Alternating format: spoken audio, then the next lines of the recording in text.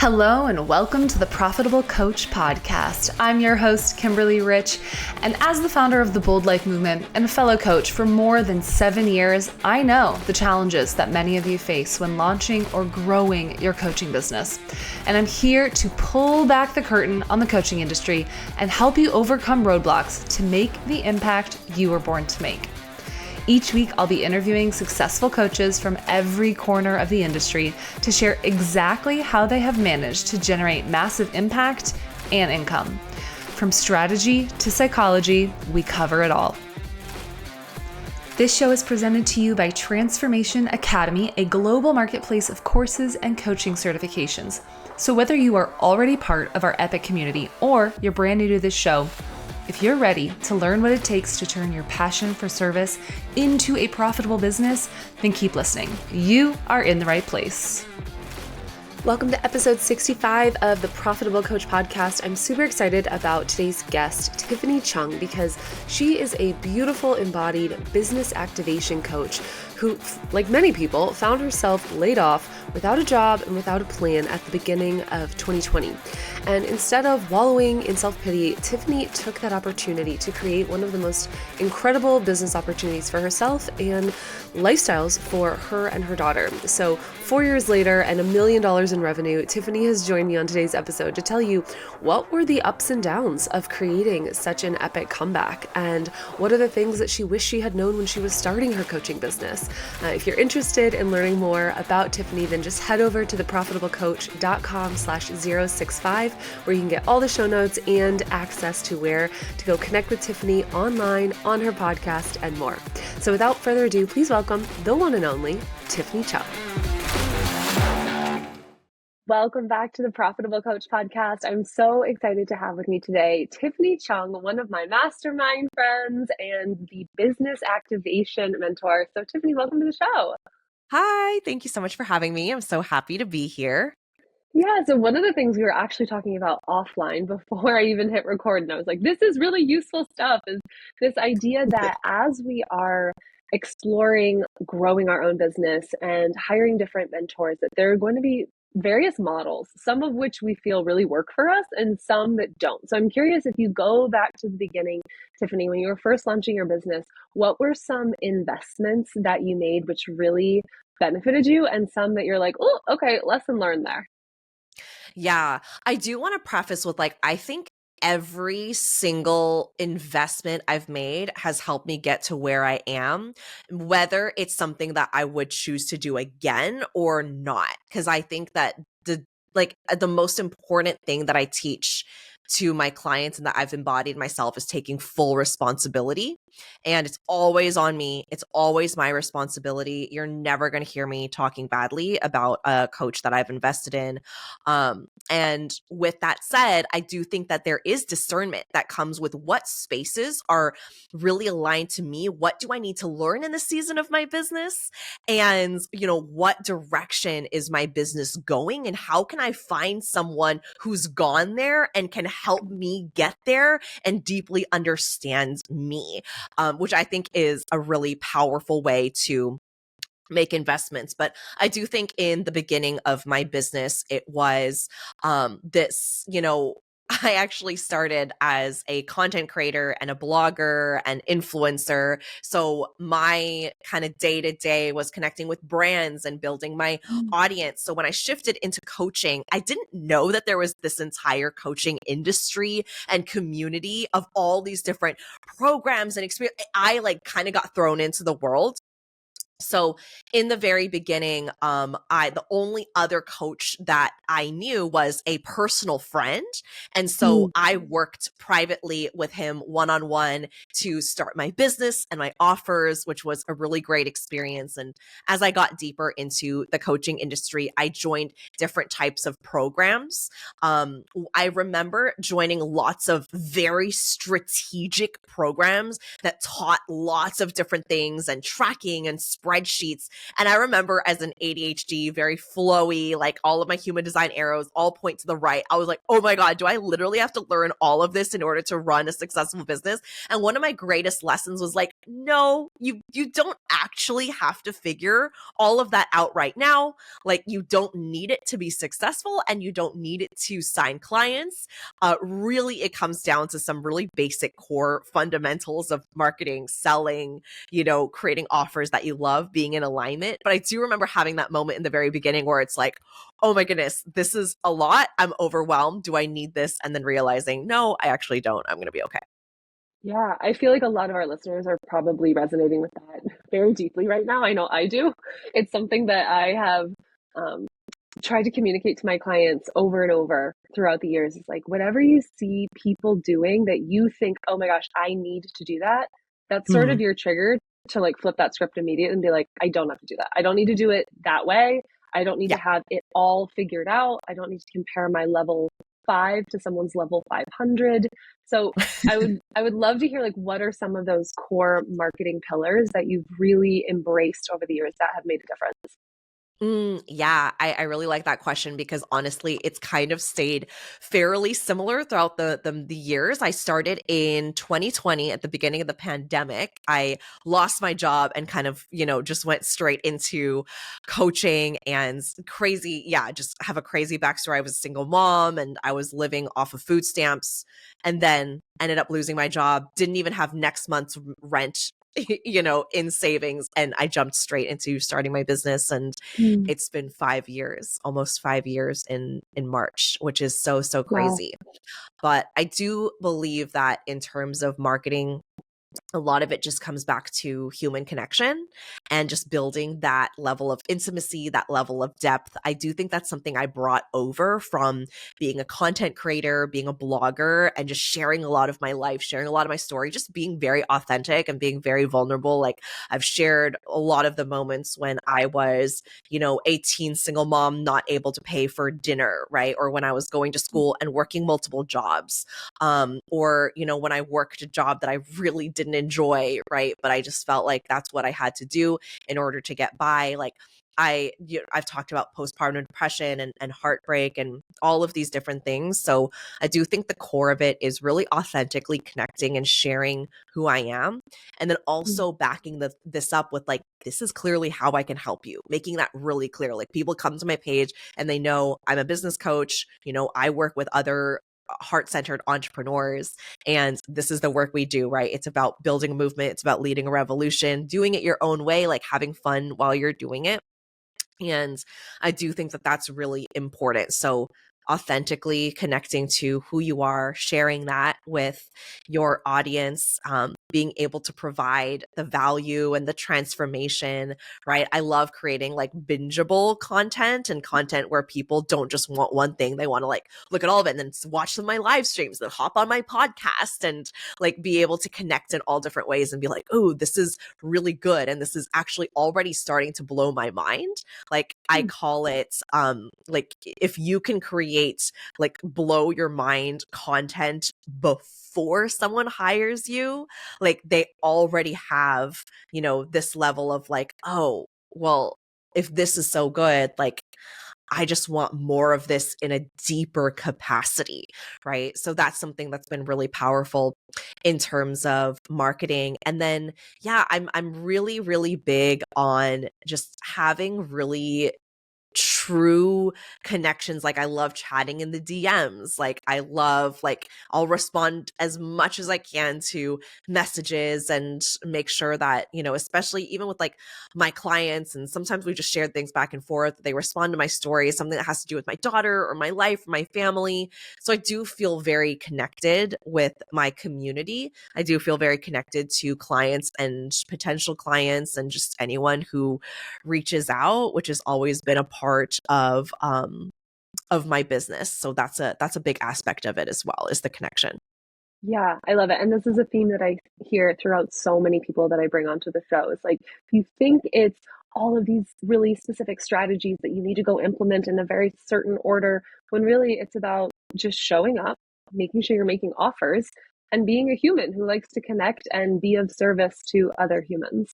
One of the Yeah. other things that I heard you say is not worrying about giving away too much up front.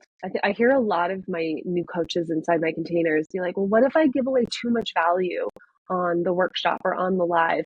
And when you lean into this idea of blowing their mind right out the gate and having a lot of bingeable blow your mind, like pieces of content that they can consume, then really what they're doing is trusting you.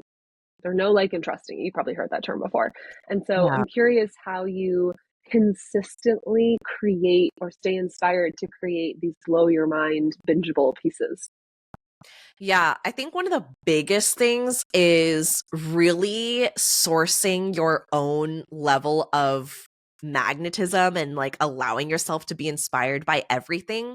One of the Mm, things that I know already inspires me a lot and gets like so many ideas running is all of my coaching client calls. So I already have, and then I have a Slack channel for my mastermind clients. I have a Telegram channel for my mid-level all access pass. So I'm constantly getting questions. I'm mm. constantly connecting with my clients and listening to what's coming through for them, what's clicking, what's feeling a little bit more sticky, how can I support them? How can I help them? And I love taking that and just bringing that to my audience, right? Because these are coming from like my best clients. These are coming Yeah, from clients I already love working with, and they're already getting results in my containers. So if I bring that into my content and someone else resonates with it, they're likely at the place where it would be a great time for them to jump into one of my higher level containers. So I really love like that. creating content that speaks directly to my best clients. And one of the ways I do that is, just taking like what are the conversations I'm having with my clients that's already happening multiple times a week.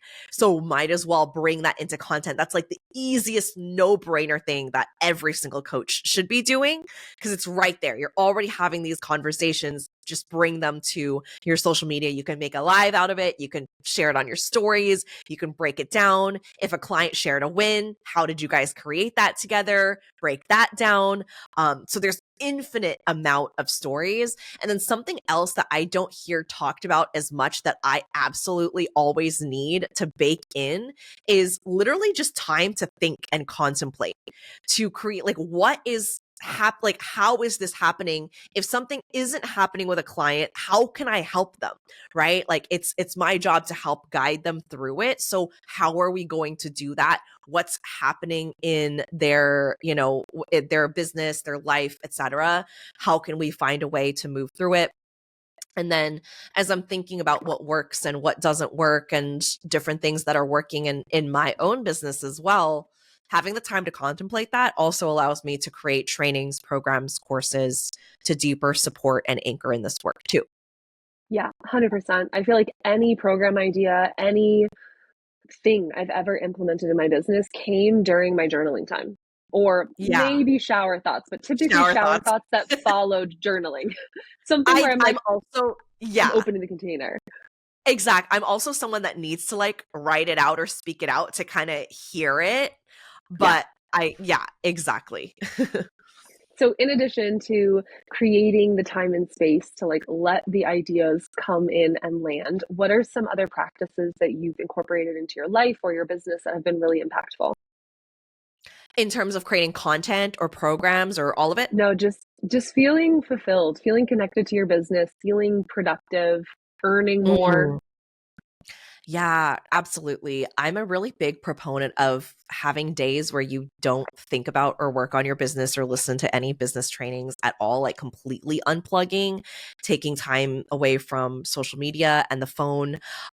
It helps, my daughter's 10, and so she really loves like spending time with me at this age, which I love as well. And we get to spend quality time together. And I really have worked on being intentionally off the phone. This is something that I've done since she was young, and I really do feel like it makes such a big difference so that I can be present with her. And then on the days that I don't have her, I pretty much do the same thing, just solo time on my own. And that typically just means like going to a nice cafe or getting lunch on my own or getting dinner on my own, or like I love going to the bookstore. So sometimes I'll just like walk through the aisles and look through all the books. And so something that's really important to me is having time where I am, my business doesn't consume my life and all of my waking thoughts. Like for an entire year, I worked with a one-on-one ice skating coach, and every Friday I would take ice skating classes at the rink locally here at my house. Yeah. And it was so, so fun. And then I started learning, like now I love to write as well. And so like I'll write and I have my poems, and now I'm thinking of joining like a writing club. And there's just so many different things that we can do outside of business that I feel like fuel our creativity, that fuel our imagination, like so many things outside of just working that I feel like also fuel this. And I do feel like that's a part of, building a movement and building something that's very unique, is like having that time to connect with yourself and think and have that opportunity to shift perspectives outside of business containers, outside of business days, and then being able to like have different days with different focuses, right? So you have like the days where you're taking clients, and then you have days where like you're connecting with your team. It's back end work, right? You're planning, you're going back and forth, you're delegating certain things.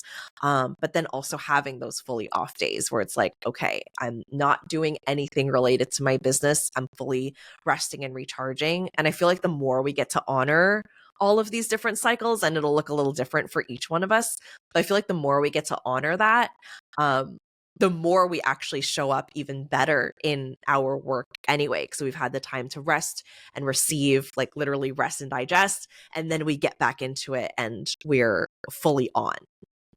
I love this so much. I was actually an ice skater when I was little. So you're Oh, wow. inspiring me. I'm like, oh my gosh, So should I was go I. take ice skating lessons? Yeah, it's It's so so fulfilling. fun. Yeah. Yeah, So much. when I was growing up, anytime I would listen to music, what I would see in my mind was an ice skating routine. And then when I shifted from ice skating over to dancing, it was like anytime I listened to music, what I would see in my head was a dance routine. And even when I'm running, I see that in my mind as I'm listening to the music, which helps me Oh, forget I that I'm love running. that. Yeah. Oh, that's so beautiful. I also love dance as well. I did ballet growing up, but then 2 years ago, I started taking more like sensual embodiment classes, and then Yes. pleasers with the like 6-inch heels. And then I started taking pole classes, and like I'll learn dance choreo, hip hop contemporary. Like that's been really fun as well. And I think like when you're able to separate yourself out of your business and doing something that's just very, it's just Embodied. different. Yeah, it's in your body. You're using a different part of you. I think that's so important. Yeah, I couldn't agree more. I think this has been a really big lesson for me over the past 6 months or so, as I find I'm loving what I'm creating inside my business more and more. Underneath the Bold Life Movement, this is the Transformation Academy podcast, but I also have my own business under the Bold Life Movement, which we'll talk about on Yeah. your podcast next week. And it's really easy as a Capricorn rising, a generator, to just like go ham and just be like, I can work forever. I love this. And then Yes. get a little burnt out. So having these built-in opportunities to drop into my body and to use different parts of my soul, really, I think is so important. Yeah, Yeah, love absolutely. that so much. So, Tiffany, I would be remiss if I didn't mention to the audience that you've created $1 million in revenue in 4 years. And I would love for you to be able to share some of the necessary rebirths that come with something like that, and then some of the things that really made that possible for you. Yeah, yes. So I'll share, a little bit of like the timeline. Yeah. 10 years ago, I just turned 30. So 10 years ago, I was a brand new single mom with a newborn.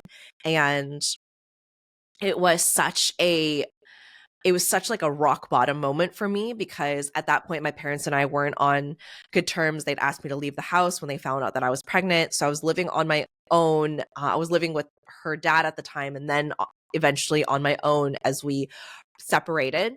Mm. And I was in a very, like, everything was scarcity. It was like not enough of this, never enough money, never enough of like not being enough, feeling like I wasn't enough.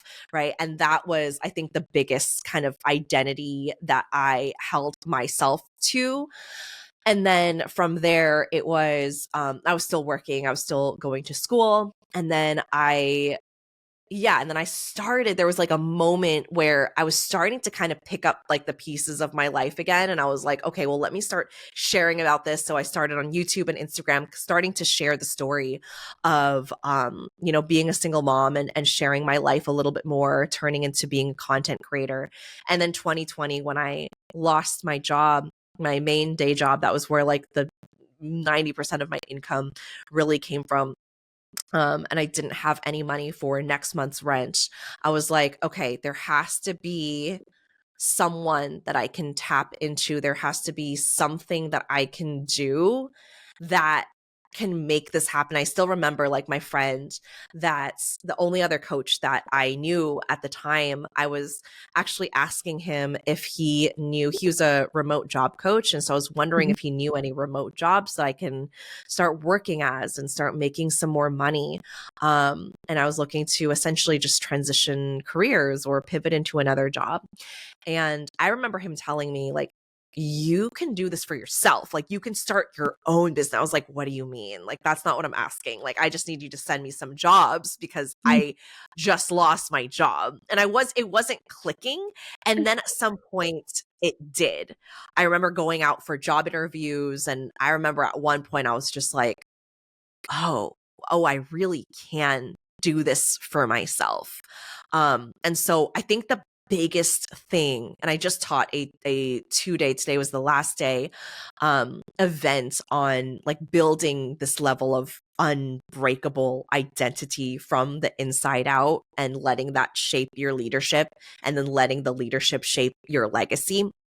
And I really think this has been one of the biggest things throughout the course of $0 to over $1 million, is the person that I'm choosing to be. And that being something that I don't have to wait on anyone. I don't have to wait for my life circumstances to change. I don't have to wait for someone else to tell me I'm worthy and that I'm okay to do this. I think that was the biggest thing, was like, I was looking for permission from everybody.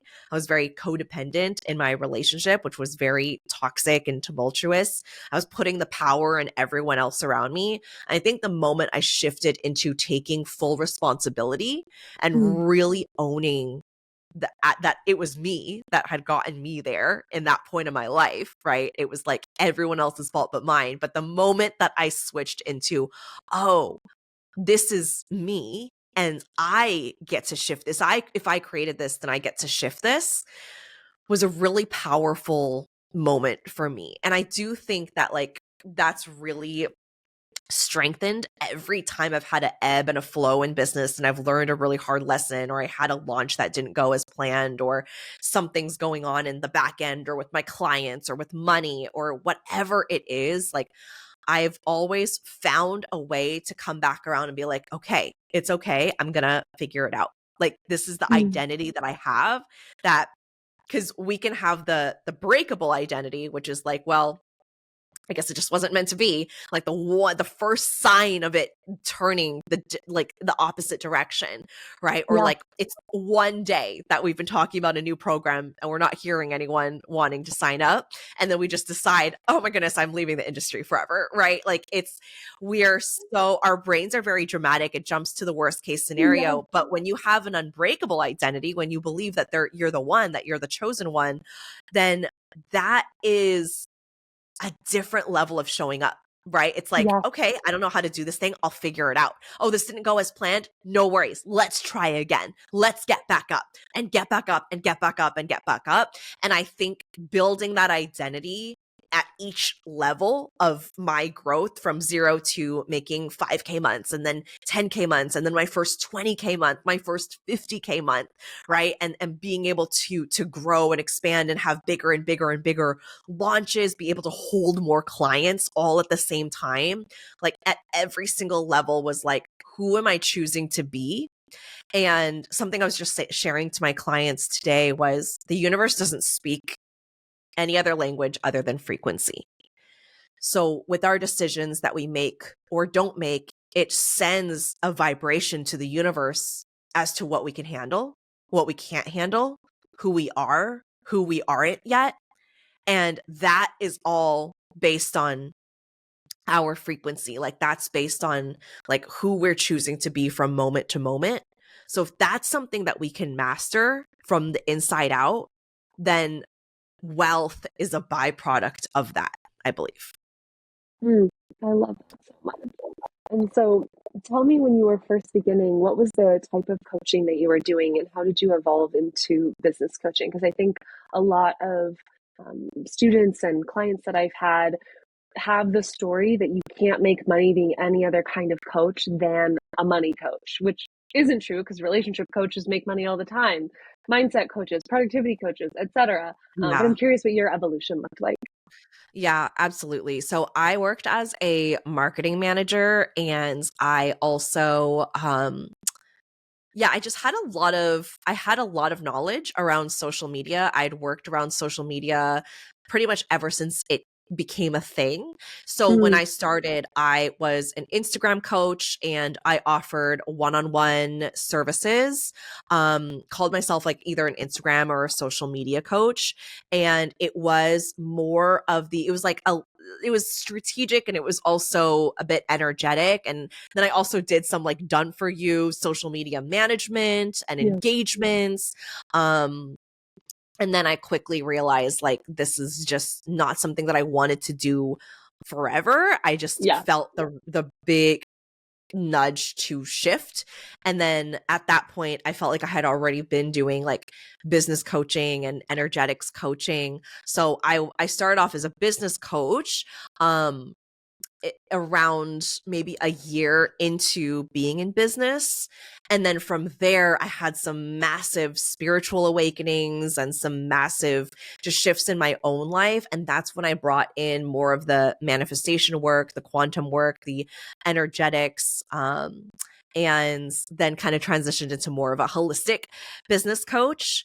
And I've been doing that ever since. But absolutely, there's so many examples of people making money as long as like and again like the universe doesn't speak in niches and it doesn't speak in any languages, it's just frequency. So if you keep telling yourself you're not going to make money because you're not a business coach, that's just going to be a self-fulfilling prophecy, not because it's actually real. true. Yeah. It's interesting. I'm running the math and I'm like, oh, 2021, she had a spiritual awakening. So did I. It feels like the word sovereign became incredibly important to me around 2021. And Yeah. so when I saw that that is, radical responsibility, sovereignty, frequency, just like being your own pillar of truth and owning that that's the way it needs to be, or else you're always going to be waiting for some savior in any area of your life. It really resonated with me. Yeah, same for me too. That was a big word for me. And I remember stepping into probably for the first time, really recognizing my own sovereignty, my own autonomy, stepping into my freedom, what that looked like for me, even though I had already been in business for a while, but it wasn't the way that I wanted to continue being in my business, right? I started off very like I just worked so much. I was very much like Yeah. in the hustle and grind mode. And I didn't really know any other way. And then once I had that kind of pivotal awakening, we probably went through it around the same time. Then I was like, oh, there's another way of doing this, and there's another way of doing business. And that is like I get to step into that. Like that's really beautiful. So Mm. Are you willing to yeah. share a couple things that you shifted to kind of elevate you or liberate you out of hustle, like kind of Yeah. 3D level of business to a more quantum focus? Yeah, absolutely. I really did realize that one of the biggest root causes was and I think this is true for most of us, is we just kind of step into working the way that we saw our parents and our family and our environment do so. My dad is very much a workaholic. He works quite a bit. And so when I started my business, I just had these like ingrained thoughts of like, I just have to work all the time now. And I just have to be this person who is always on and answer clients at 11 p.m. and not have any time for myself and just sacrifice because this is just how it is. And this is just what I have to do.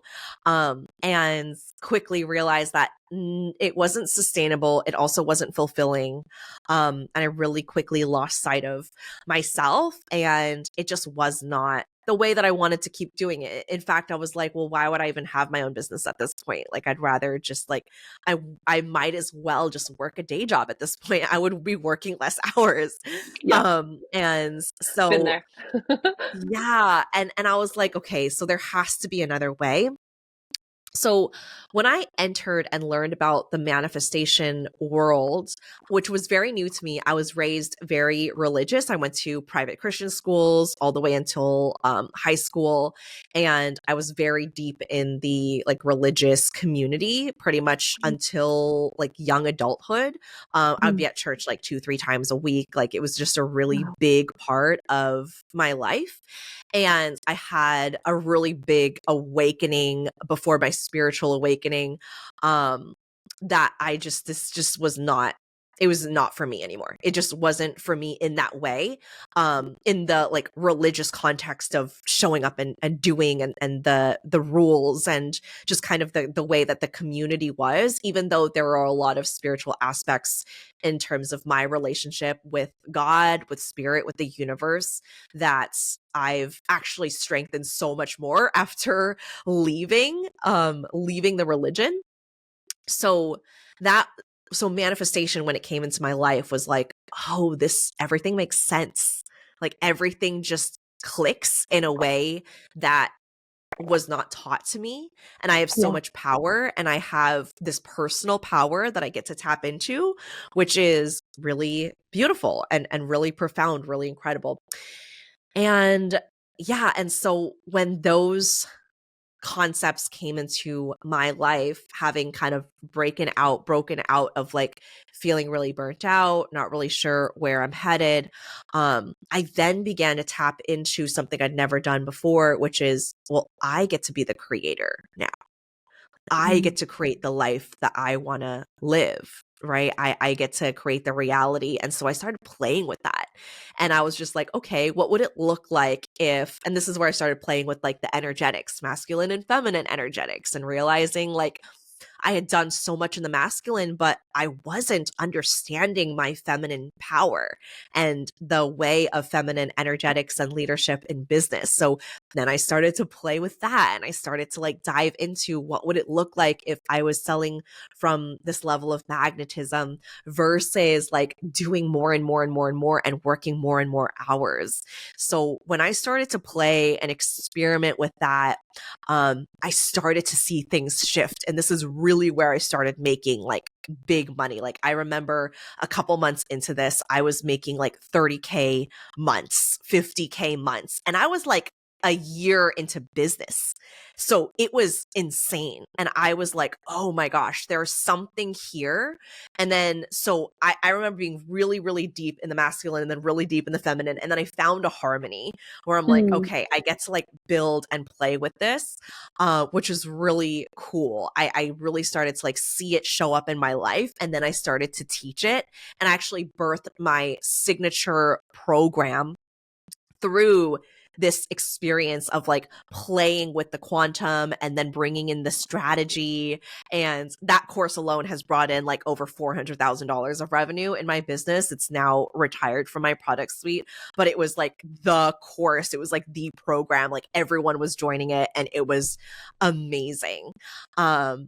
So yeah, it was this shift and consistently questioning like, well, what's possible, what's possible, never having any limits to what is actually possible for me, always with the identity of like, I am the one, I'm the chosen one, I can create whatever I want to Yeah. create. Like there's no limitations and there's no cap to what I can experience and what I can earn. Okay. So I'm hearing like a really distinct mindset shift around where you're focusing your energy and what the stories are that you're telling yourself, and really just being in a state of like receptivity for people who have Mhm. never heard of these concepts and they're like, masculine, feminine, what is it like? How does that even look in business? Are you able to distinguish any particular practices that you started to do like daily, or people that you brought on to take some of the work that you had been thinking, I need to do it all myself? Like, what are some actionable things that our listeners can take and go implement? Yeah. So I would say, well, first, the distinction is, at its core, masculine is the action and the doing and the strategy and, the planning, like putting things into motion, right? Like the Yeah. masculine is like, I can do it. And sometimes it's, I can do it and I need to do it and I need to do more of it because I don't actually believe it's going to happen unless I do it. And the feminine is being able to receive and being able to Mm. be and be in your identity and create the identity and attract and magnetize, right? And so obviously we need a harmony of the masculine and the feminine, and we need that like beautiful union of both of these energies. And I think, it's so important to have like the sacred strategy and action taking while you're also allowing yourself to receive. So an audit that you can do is like, where am I taking action because I don't actually think it's going to happen? Where am I like doing more and sending more emails and setting up more of this and doing more of that and reaching out to people in the energy of like, I don't actually think it's going to happen. So I just need to do more to make myself feel better, Mm. versus like, where can you lean back a little bit more and where can you allow yourself to receive and hold so that you can actually allow it to come through. Like I always think of it as like a pipe channel where it's like, if it's constricted, water's not going to be able to flow through as easily as if it's open, it's ready to receive, it's relaxed, right? Like Mm. giving ourselves the ability to do that and be that in business is so important. And I do find the more you get to lean into that, the more you get to receive, Mm. right? It's I just love that. like, if you are constantly just going, how are you going to have the time to receive ideas and programs and contemplate and think and journal, right? Like we need to have those times in our business just as much as we also need to take action and do the work and, connect with our clients. So I do think that maturing in business means that you're able to compound all of those things at the same time, right? You have time to receive and you're also showing up to your clients, right? Yeah. You're doing the work and you're also like in the back end, you're allowing yourself to rest. But then yes, I did also eventually hire on VAs, and then I had an OBM, where I can really dive into just doing more of the work of being the zone of genius. And The now I don't visionary. handle. Yeah, yeah. And it's really nice. Like I don't have to handle any of the tech. I literally record my episodes and send them off and then they're up and they're live. And it feels so good to be supported So in that good. way, Like that's so deeply impactful, just knowing like you can be in that zone of genius where you're doing what you love, and then you have a team that supports all of the other aspects of your business.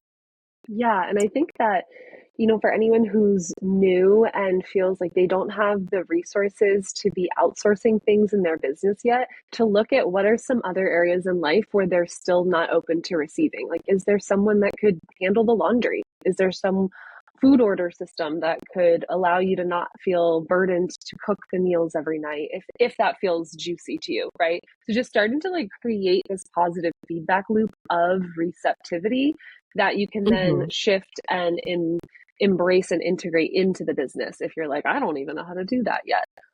It's just like you said, a frequency. if you're in the frequency of receiving, that applies to everything.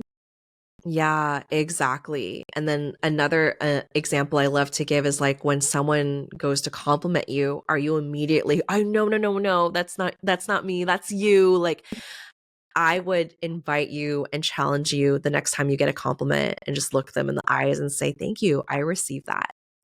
I was I see. literally going to say the way I say thank you is following it up with received.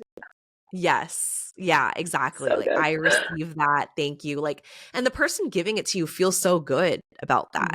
Mhm. It's like, oh, they've received, like, I meant to give this to them and, make them feel good about this thing. And then you get to receive it. Like, it's a beautiful way of being able to receive the energy that's coming your way. So, yeah. Yeah, love that. One of the things that you mentioned earlier is managing your business with ADHD. And so I'm curious Mhm. how you have, what is the proper word, integrated that, allowed that, embraced that part of you without resisting it, and still created so much success without letting it pull you in too many different directions.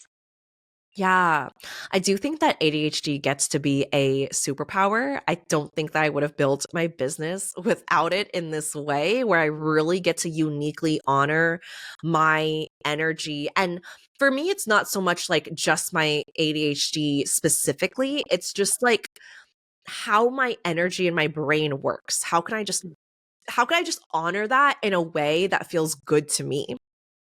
You know, and so I do get very clear, and something I love doing and love teaching my clients is the art of evaluation. Just like if a way of working isn't working, why isn't it working? What do you want to create that's different? What would it look like if we were to shift it? Like, just constantly reevaluating processes and ways of being in my business that either are supportive or unsupportive. Mm. So bringing in like ADHD, knowing that there are certain environments where I like to work versus don't work well for me. Like, I know I need absolute silence. I can't even play music. I cannot be in a crowded cafe if I'm working. I cannot even have my daughter around. So I Mm. have specific hours of working because like my brain will just like, I get very overstimulated very quickly. And then it just turns into like what I've heard people call like ADHD rage, where you just get like so frustrated because you can't hear yourself think and you can't even hear one thing. Like, if my daughter's speaking to me and there's like music or audio going at the same time, I'm already very stimulated.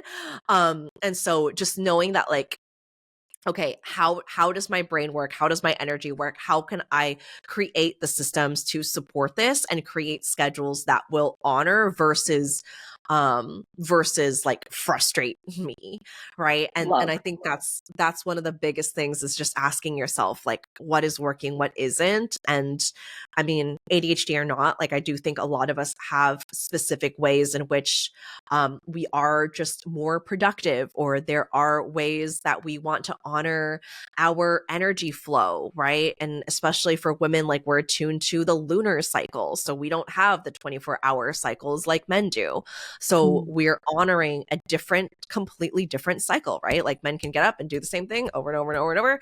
And for us, it's like we need to have the ebbs and the flows and are based on where we are, right? And so understanding that, knowing that, and being able to honor all of that within my work has been so cool. So now, like, I've spent a lot of time really understanding like my ADHD brain, my human design, my natal chart. And so I pull pieces from all of that and I create a very unique way of working that works uniquely for me. And that's what Mm. I've created over the years. Yeah, love that. And I feel like that starts with giving yourself the permission to do that, to not have Yeah, to make it look like everyone else's business or follow the traditional 40 to 60-hour work week, having what our mentor right. calls rock star weekends. I feel like I had one just this week. I was like, I think I need to not look at the computer today, even though this is a Yeah, traditional work day. This is important for my mental health. exactly. Yeah. Yeah. And so one of the things that anyone who goes and checks you out online now will notice right off the bat is that you've amassed a pretty large social media following. So I know this is something that you were helping people with when you first became a coach. Are there any tips that you could give to people who are like, I really want to double down on social media and I feel like what I'm doing is not working? Mm, yeah. So I think first identifying like what is it that you are doing, where are you posting, what features are you using. I do think that there's so many features on Instagram that can be used. Like, I know people who only show up through live streams. I know people who only sell on their stories. I know people who never post to their feed, right? Like, there's so many. I know people who use like highlight reels to sell and to like, essentially use them as like ads, right? Like, Mm, there's so many different things that you can do on Instagram and so many ways of connecting with people, which is also like what I used to say back when I was a social media coach, is like we have like a billion something crazy number of people on Instagram. And I always see it as a connection point. It's kind of like a dating app. You're not dating on the app, but you connect with someone and then hopefully take it off the app into a date in person. And it's the mm, same thing with Instagram. You connect on the app and you take it into the DMs, or you take it onto a sales call, or you bring them into an application, or you bring them into your email list, right? So Instagram can absolutely be the place that you market and create value and connect, but where are you also using it as a platform to deepen the intimacy with your clients, to bring them into your containers, right? So also like having fun with it. And I love going on live. I love showing up on my stories.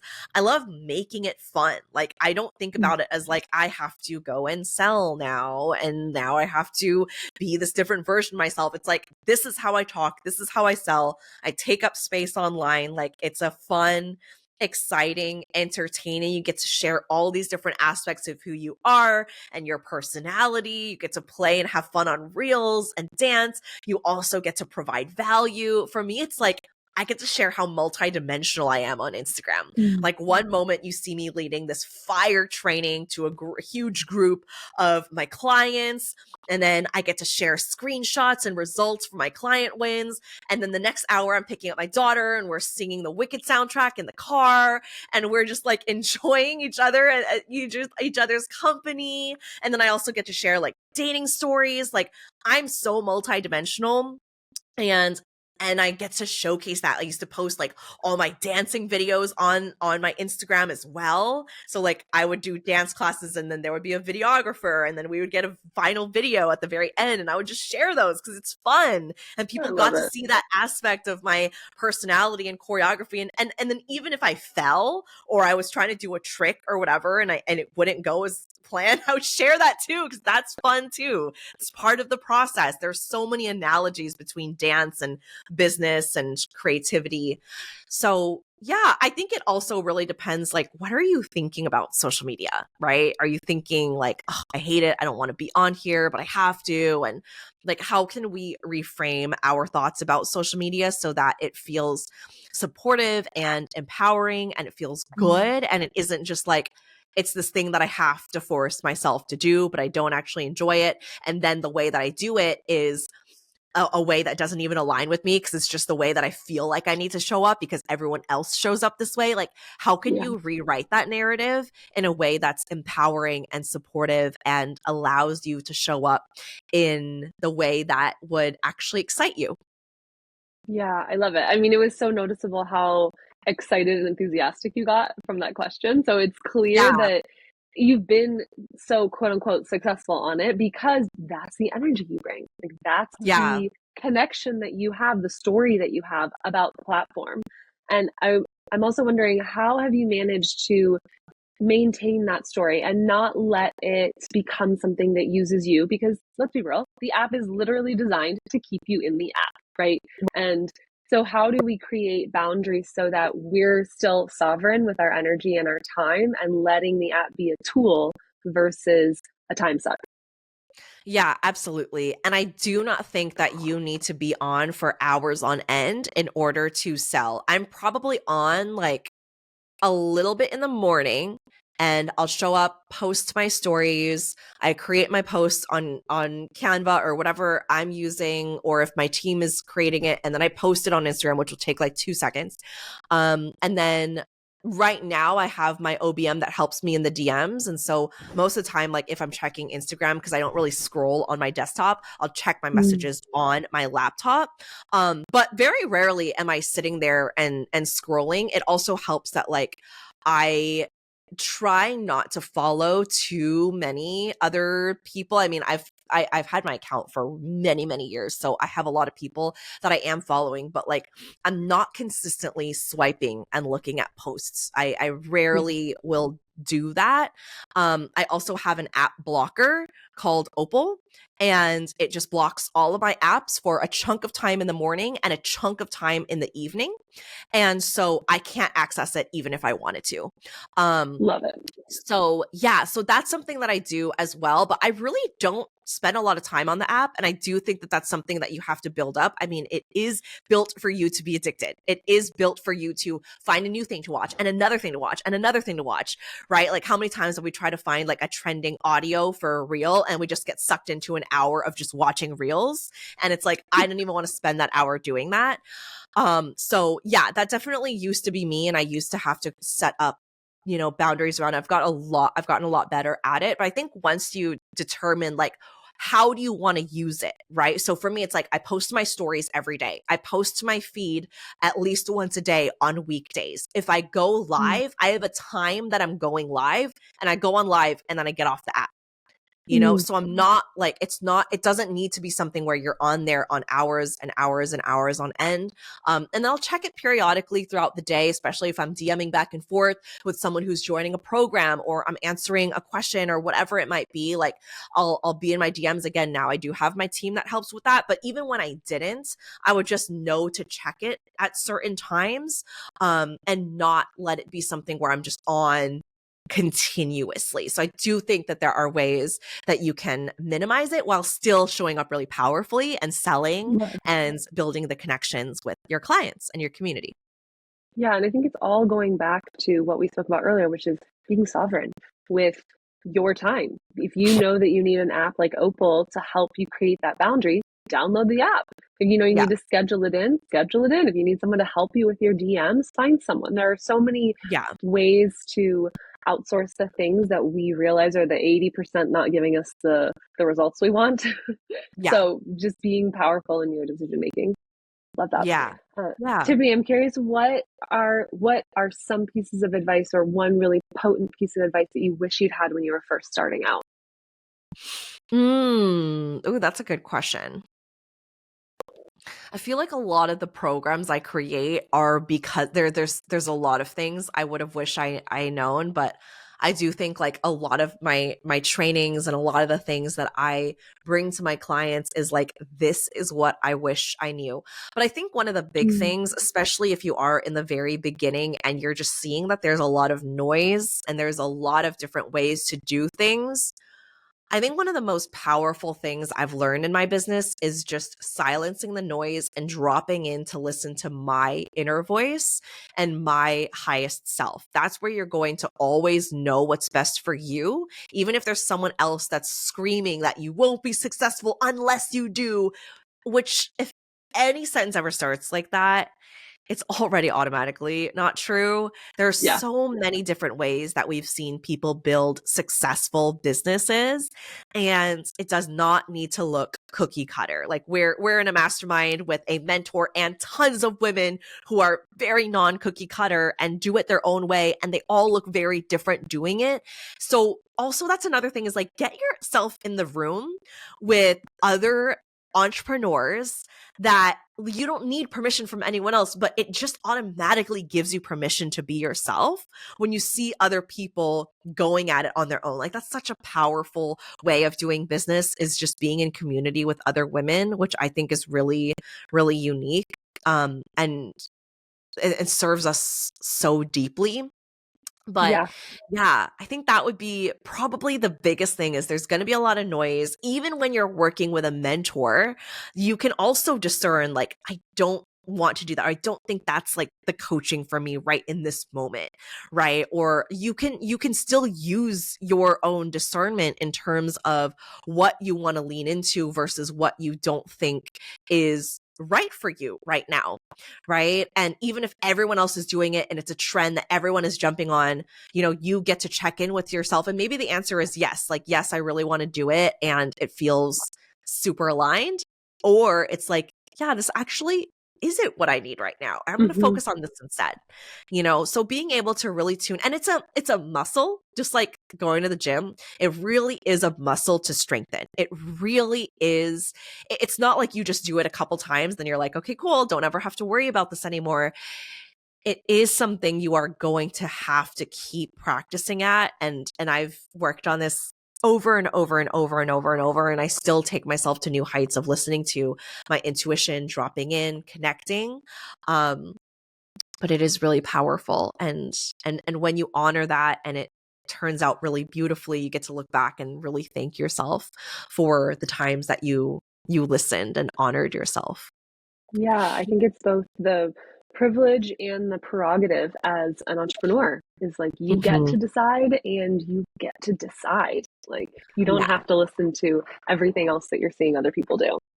Exactly. Tiffany, this has been so impactful, so beautiful. I love getting to share your story with this audience. Do you want to let us know where can people go find you and what are some current offerings that they should plug into? Yeah, absolutely. So I spend the most time on Instagram. I love chatting in the DMs too. So if there's something that came through and you just want to share it with me, please feel free to DM me. Like I love, love, love connecting on messages. So my Instagram's Tifany Cheung, TIFFANYCHEUNG.CO. And yeah, I'm always posting to my feed, lots of value on there. Stories is a lot of behind the scenes and what's currently happening. I just wrapped up a 2-day event called Your Prophecy Year. And that is an incredible training on just stepping into the level of identity, the level of leadership to build your legacy and how to carry that out and build 2025 in the context of being the chosen one, having an unbreakable identity. So that's linked in my bio. But yeah, other than that, like let me know how you enjoyed this episode and would love to connect. Amazing. And we'll have all of that linked up in the show notes as well. So again, thank you so much, Tiffany. So sweet to get to connect with you in person and can't wait to be on your show very, very soon. Yes. Thank you so much for having me. Thank you so much for listening, and thank you to Tiffany for coming on today's show. I hope you guys got as much out of that conversation as I did. It's always such a treat to connect with someone who is like-minded, who is inspiring, who is energetic, and who really gets what it takes to have a balanced business and a fulfilling life. So again, if you want to connect with Tiffany more, head over to theprofitablecoach.com/065. There you'll get all the details if you have a desire to join us inside the Impact Coaching Collective. You get a special discount for listening to today's episode. So go check out that deal at theprofitablecoach.com/065. Thanks so much, and we will catch you on next week's episode.